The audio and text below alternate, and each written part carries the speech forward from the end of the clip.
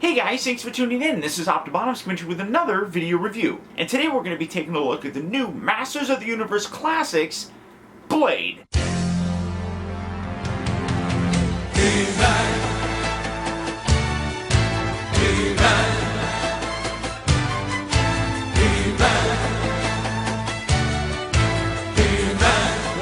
Figures that Matty Collector is able to do from the 1987 Masters of the Universe movie. The others being Gwildor and Sarad. Now, unfortunately, the other figures such as He-Man and Skeletor, those ones aren't available to him yet. But this guy and those other two are. And this right here is the reason why I subscribed this year. I really wanted to make sure that this figure got made. And I know that I wasn't the deciding factor, but I really wanted it. Outside of a couple other small characters and figures that I'd like to add back to my collection, the movie figures were the ones that I was most looking forward to. I'm actually a big fan of the Masters of the Universe movie. Despite the fact that it really doesn't have much in common with the cartoon, these guys are great. As you can see, you got the same Masters of the Universe Classics blister packaging, Masters of the Universe Classics Blade, the evil Master of Swords. Then you come around here to the back, you got other figures that are in the line, as well as a new bioform. And it says that his real name is Ritter. And he's a pirate from the Clax system. Blade arrived on Eternia in a spell of light cast by Skeletor to increase his forces, agreeing to join the Overlord of Evil for the right price. Blade sold his services and took part in the second Ultimate Battleground, fighting blade to blade with He-Man himself at the top of Viper Tower. He later traveled with a small renegade party, paid to seek the cosmic key from its inventor. Although he failed in his mission, his deadly mastery of the sword has left his mark, becoming one of the most wanted men in Eternia history. Blade uses his dual swords to battle heroic warriors for the right price. Oh, how I love that bio and how it talks about the inventor of the cosmic key, which is Gwildor, and his small renegade party, which would have consisted of Blade and Sarad. So I'm really looking forward to those, and I really want him to get them done. So, but that's about it for the packaging of him. Really a very nice looking figure. I'm so thrilled to have this guy. But beyond that, that's about it for the packaging. So without further ado, let's get him open and see how cool he actually is. Alright guys, so here we have Blade open up and out of its packaging. And I am absolutely geeking out about finally having this figure. When the vintage one came out, I never got it. And while this isn't my favorite character from the movie, he really is one of the more memorable ones. Like I said, the Masters of the Universe movie really doesn't have a lot in common with the actual cartoon. I mean, you had a few similar characters. You had He-Man, you had Skeletor, you had the Sorceress. But it also introduced a lot of new characters, such as Sarad, Gwildor, and Blade. And I'm really very happy that the classic line is able to do at least those three. I know there's a lot of people that want to have a Skeletor and a He-Man from the film, especially the God Skeletor, but until we get those, these are very nice pieces to have. Now, as you can see, he does come with a couple accessories, one being this laser whip, which he used to beat the crap out of He-Man at the end of the movie. Really a very nice piece. It's molded in the particular shape, so you're not going to get a lot of posability or anything with it. So it's kind of unfortunate, but it's not bad. Now, at least we get it. It's got this very nice, almost translucent pinkish red.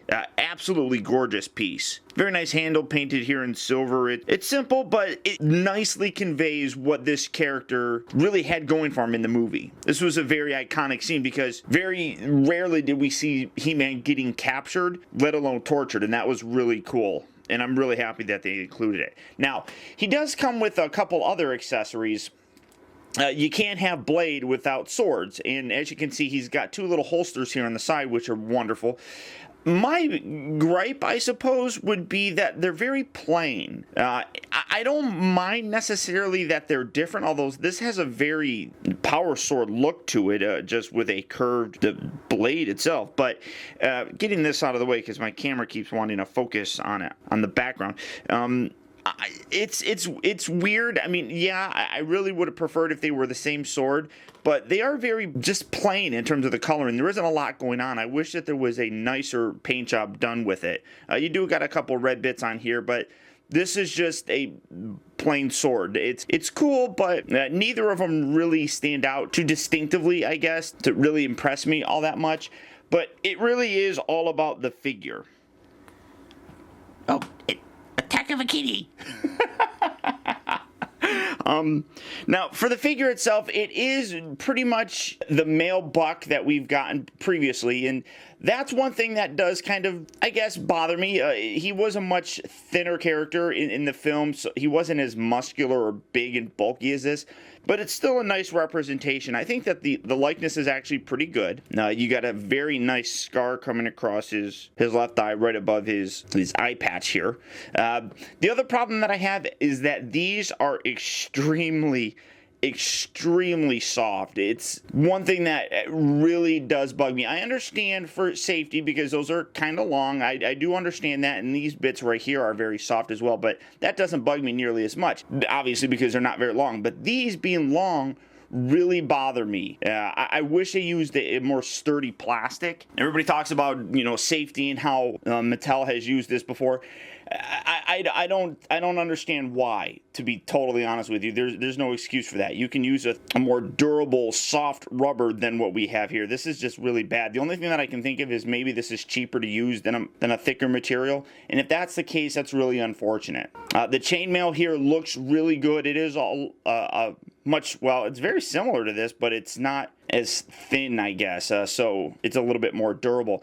This kind of weirds me out that he's got a flesh-colored hole right there. That kind of should have been painted, I would think. I mean, that's not bad because that's part of his arm. But here, you can see his gauntlet comes up over that, so to me, that section should have been painted, I think. It's just a little bit sloppy and lazy, I think. The rest of the paint job on here is really nice. You can see his arrow blaster here on his left arm is nicely painted. And I really do think that the chainmail that's on here nicely replicates how it would look without actually being chains. I think it's really nice. It is removable. You come around here to the back and you detach it from the side.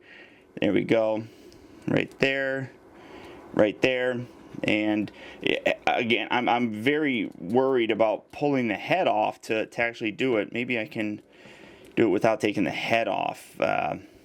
It just makes me nervous because of how thin those are, but I'm not going to pull it all the way over. But you can see that it's basically the same male buck. This doesn't look like it's removable. This looks like it's all one piece. But yeah, I mean, I love the figure. Do not get me wrong. But I think some of it comes across, it's a bit of a cheat, I think, in just getting that reattached to it. And that's one thing that does kind of bother me. They just reused the body. A better thing would have been to give us a new body for it.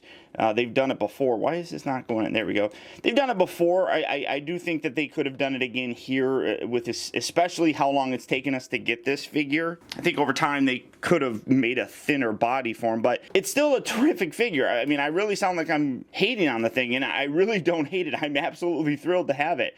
His articulation is exactly the same. You got the nice ball joint, shoulder swivels. They rotate at the upper part of the bicep. They bend at the elbow, rotates here at the wrist, bends here, or I'm sorry, rotates here at the waist. He does have the ab crunch, but with the armor, you can't really do much. And you have all these molded in daggers that look really nice. So obviously the thighs here are a newly molded piece, as well as obviously the forearms here with these, because those haven't been used anywhere. So it is a great figure. It really makes me excited, but like I said, I really think that they could have done so much more with them. I'm thrilled to have them. I absolutely signed up for it to get this figure and the other movie figures, and I do not regret that, but I think they could have done better. And it really makes me wonder what they might actually do with somebody like Gwildor, which is a very different figure. How are they going to put that one together? Same with Sarad. How will they do that? It's going to be interesting, but for me, it's a chance to finally get those characters, and I didn't want to miss out on it.